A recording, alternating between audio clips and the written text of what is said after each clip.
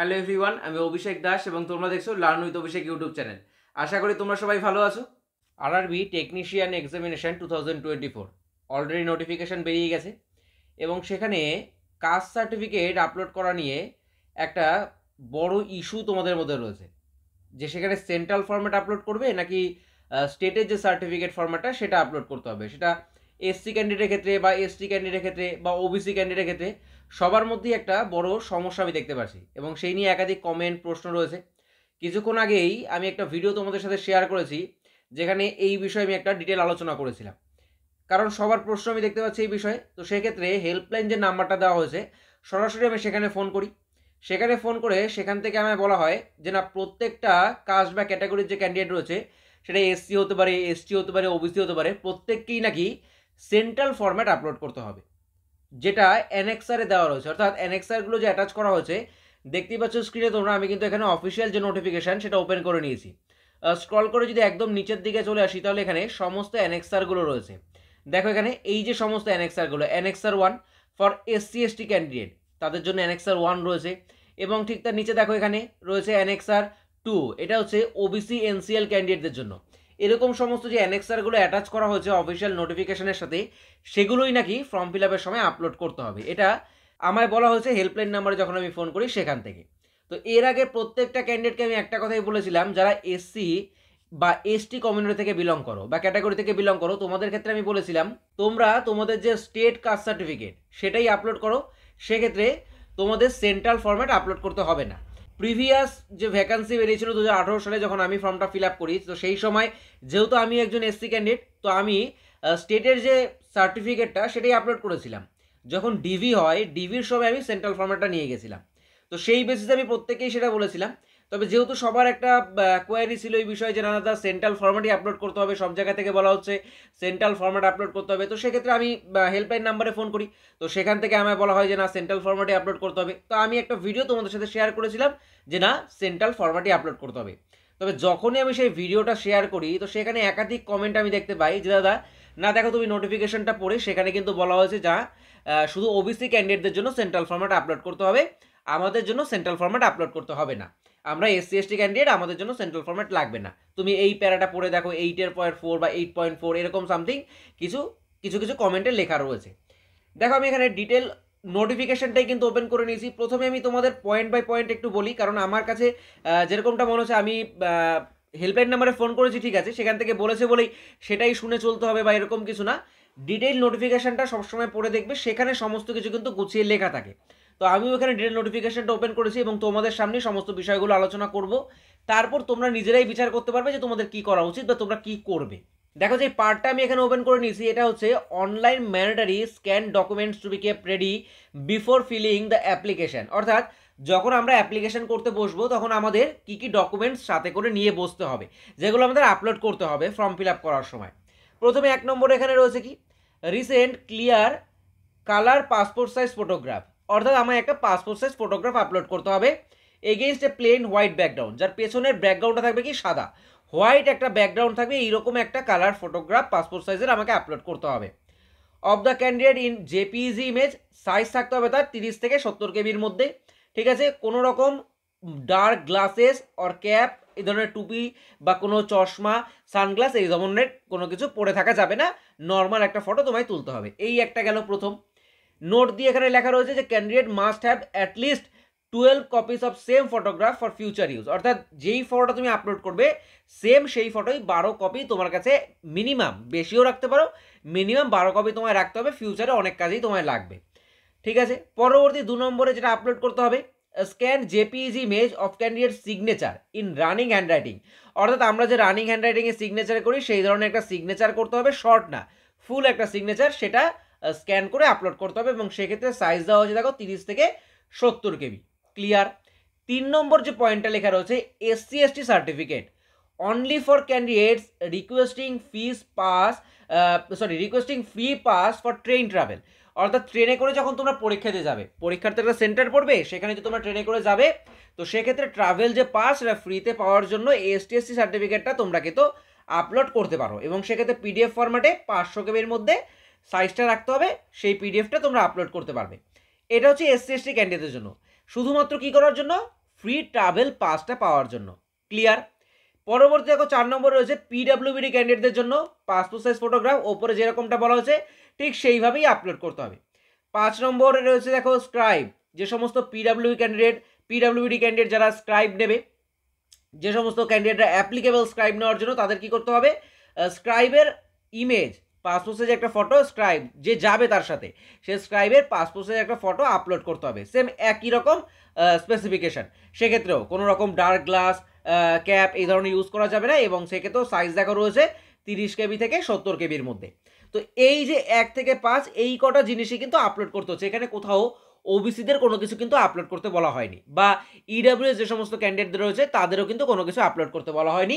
শুধুমাত্র SC ST certificate উল্লেখ করা হয়েছে শুধুমাত্র ট্রাভেল পাসটা পাওয়ার জন্য, ফ্রি ট্রাভেল পাসের জন্য এসসি এসটি সার্টিফিকেটটা আপলোড করতে হবে। এবার আমি একটা কথা বলি, যখন ফর্ম ফিল আপ করতে যাচ্ছে ক্যান্ডিডেট, সেক্ষেত্রে একটা অপশন আছে যেখানে কাস্ট বা কমিউনিটি ডিটেলসটাকে মানে মেনশন করতে হচ্ছে বা লিখতে হচ্ছে। তো সেক্ষেত্রে কী কী অপশন আসছে, সেক্ষেত্রে কাস্টের একটা কিন্তু যে সার্টিফিকেট নাম্বার সেটা ইনপুট করতে হচ্ছে, আর ইনপুট করতে হচ্ছে ইস্যুইং অথরিটি এবং ইস্যু ডেট। এই তিনটে মেন জিনিসগুলো কিন্তু সেখানে মেনশন করতে হচ্ছে ফর্ম ফিল আপ করার সময় ক্যান্ডিডেটকে। তো এক্ষেত্রে একজন এসসি এসটি ক্যান্ডিডেট বা একজন ওবিসি ক্যান্ডিডেট, তার কাছে সার্টিফিকেট নাম্বারটা দরকার এবং ইস্যু ডেটটা দরকার, ইস্যুইং অথরিটি দরকার। ইস্যুইং অথরিটি মেনলি সবার ক্ষেত্রেই সাব ডিভিশনাল অফিসার অর্থাৎ যেটা এসডিও সেটাই হবে। তো ইস্যু সার্টিফিকেট নাম্বার এবং ইস্যু ডেট এই দুটো মেন জিনিস। এক্ষেত্রে আমি একটু স্ক্রল করে ওপর দিকে আসবো, ওপর দিকে দেখো একটা পয়েন্ট রয়েছে 8.4, সবাই এটা আমায় বলছে, তাই এই পয়েন্টটা তুমি একটু দেখো ভালো করে। দেখো এখানে 8.4 যে প্যারাটা রয়েছে সেখানে কি লেখা রয়েছে, for availing reservation EWS SC ST OBC NCL candidate should furnish the necessary certificate in original during DV অর্থাৎ ডকুমেন্ট ভেরিফিকেশন। অরিজিনাল তাকে ডকুমেন্ট ভেরিফিকেশনের সময় নিয়ে যেতে হবে রিজার্ভেশন অ্যাভেলিং করার জন্য, মানে রিজার্ভেশনের সুবিধা নেওয়ার জন্য। কাদের ক্ষেত্রে, EWS SC ST OBC NCL এই সকল ক্যান্ডিডেটদের তাদের রিজার্ভেশনের সুযোগ সুবিধা নেওয়ার জন্য অরিজিনাল যে সার্টিফিকেট ফরম্যাট সেগুলো ডিউরিং ডিভির সময় সাথে করে নিয়ে যেতে হবে। The certificate should be issued by competent authorities as per the formats given at annexure 1 for SC ST candidate. অর্থাৎ যে সমস্ত ফরম্যাটগুলো দেওয়া হয়েছে অ্যানেক্সারে, সেই অ্যানেক্সার ফরম্যাটগুলো তাদের কিন্তু অরিজিনাল নিয়ে যেতে হবে ডিভির সময়, ডকুমেন্ট ভেরিফিকেশনের সময়। এবং এক্ষেত্রে এসসি এসটি যে সমস্ত ক্যান্ডিডেট রয়েছে তাদের জন্য রয়েছে অ্যানেক্সার 1, যারা ওবিসি এনসিএল ক্যান্ডিডেট তাদের জন্য রয়েছে অ্যানেক্সার 2, এবং যারা ইডাব্লিউএস ক্যান্ডিডেট তাদের জন্য রয়েছে অ্যানেক্সার 3। প্রত্যেকটা অ্যানেক্সার কিন্তু নোটিফিকেশনের মধ্যে রয়েছে। যেই সেন্ট্রাল ফরম্যাটের কথা তোমরা বলছো সেই অ্যানেক্সারের কথাই আমি এখানে বলছি। এসসি এসটি ক্যান্ডিডেটের জন্য অ্যানেক্সার 1, ওবিসি এনসিএল ক্যান্ডিডেটের জন্য অ্যানেক্সার 2, ইডাব্লিউএস ক্যান্ডিডেটের জন্য অ্যানেক্সার 3। প্রত্যেকটা অ্যানেক্সার কখন সাবমিট করতে হচ্ছে, অরিজিনাল ডিভির সময়। পরবর্তী 8.5 যে পয়েন্টটা সেটা দেখো কি লেখা রয়েছে, the caste certificate for OBC NCL candidate should specially mention that this is also to certify that he or she does not belong to the person or sections creamy layer. অর্থাৎ ওবিসি এনসিএল এর যে সমস্ত candidate রয়েছে তোমাদের সার্টিফিকেটে এটা যেন mention করা থাকে যে তুমি ক্রিমিলেয়ারের মধ্যে পড়ছো না, ক্রিমিলেয়ার যে সেকশন সেই ক্রিমিলেয়ার সেকশনের মধ্যে তুমি পড়ছো না, এটা যেন মেনশন করা থাকে। তুমি একজন ওবিসি এনসিএল ক্যান্ডিডেট অর্থাৎ নন ক্রিমিলেয়ার ক্যান্ডিডেট, সেক্ষেত্রেই তুমি কিন্তু ওবিসির সুবিধাটা নিতে পারবে, রিজার্ভেশনের সুবিধাটা নিতে পারবে। পরবর্তী পয়েন্ট দেখো 8.6, a person seeking appointment on the basis of reservation to OBCs must ensure that he possesses the caste community certificate and does not fall in creamy layer। অর্থাৎ একজন ওবিসি ক্যান্ডিডেট যে ওবিসির সুবিধাটা নিতে চাইবে বা নিতে চাও যদি তুমি একজন ওবিসি ক্যান্ডিডেট হয়ে, সেক্ষেত্রে অবশ্যই তোমায় মাথায় রাখতে হবে তুমি একজন নন ক্রিমিলেয়ার ক্যান্ডিডেট হয়ে থাকতে হবে, ওবিসির এনসিএল ক্যান্ডিডেট হয়ে থাকতে হবে তোমায়। তুমি কিন্তু ক্রিমিলেয়ারের মধ্যে যদি পড়ো তাহলে তুমি কিন্তু ওবিসির সুবিধাটা নিতে পারবে না। On the closing date for submission of application, এবং সেটা হতে হবে কবেকার মধ্যে, ফর্ম ফিল আপের যে ক্লোজিং ডেট সেই ডেটের মধ্যে তোমায় কিন্তু সেই সার্টিফিকেটটা ইস্যু করাতে হবে, এবং সেই সার্টিফিকেটে মেনশন রাখতে হবে যে তুমি একজন নন ক্রিমিলেয়ার ক্যান্ডিডেট, ওবিসির NCL candidate. During DV such candidate should produce their original OBC NCL certificate in prescribed format. এবং সেই সমস্ত ক্যান্ডিডেট তোমরা যারা রয়েছো তোমরা ডিভির সময় সেই অরিজিনাল সার্টিফিকেটটাই কিন্তু আবার প্রডিউস করবে বা শো করাবে।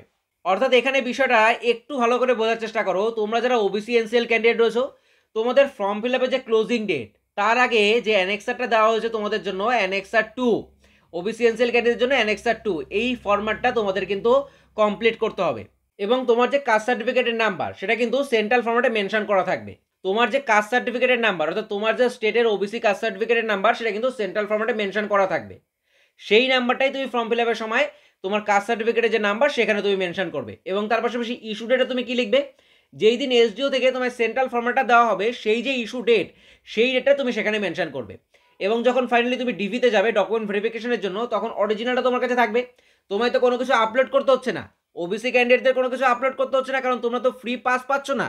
এসসি এসটি ক্যান্ডিডেটদের জন্য শুধুমাত্র আপলোডের একটা অপশন রয়েছে ফ্রি পাস পাওয়ার জন্য।